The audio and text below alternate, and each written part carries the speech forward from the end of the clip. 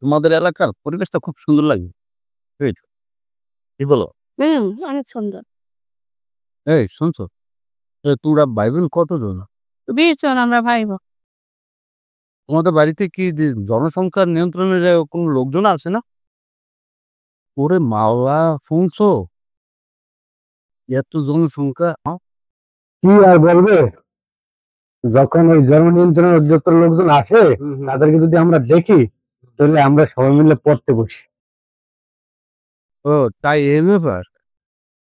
ও বুঝছি, তখন সেই জনসংখ্যা নিয়ন্ত্রণ অফিসের লোকজন কোচিং সেন্টার মনে করিয়া হেরা চলে যায়। একবারে ঠিক কথা বলছেন আপনি। বুঝলেন কেমন ভাই? বুঝি বুঝি, টেনিস মিটার আছে না, ও বুঝবা না। ওরা কেন? হ্যালো।